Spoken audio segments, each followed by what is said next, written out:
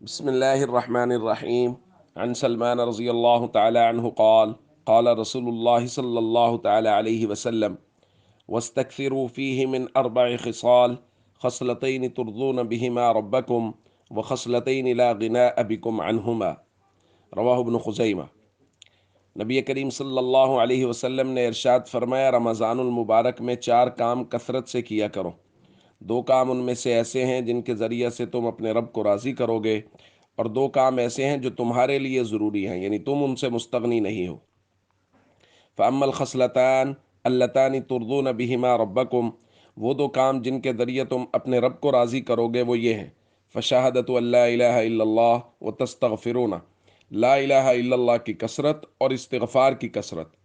وَأَمَّا اللَّتَانِ لَا غِنَاءَ بِكُمْ عَنْهُمَا فَتَسْأَلُونَ اللَّهَ الْجَنَّةَ وَتَعَوَّذُونَ بِهِ مِنَ النَّارِ، اور وہ 2 کام جو تمہارے لیے ضروری ہیں کہ تم ان سے مستغنی نہیں ہو، وہ یہ ہے کہ تم اللہ سے جنت مانگو اور جہنم سے پناہ مانگو۔ دوستو، رمضان المبارک میں اکثر لوگ یہ پوچھ رہے ہیں کہ جی کیا پڑھا کریں، کون سا ورد ہے جو کثرت سے کیا کریں؟ تو نبی کریم صلی اللہ علیہ وسلم سے یہ 4 چیزیں منقول ہیں کہ حضور علیہ الصلاۃ والسلام نے فرمایا کہ یہ 4 کام کرو: لا الہ الا اللہ کثرت سے پڑھو، استغفار کثرت سے پڑھو، جنت کی طلب کثرت سے کرو، اور جہنم سے پناہ کثرت سے مانگو۔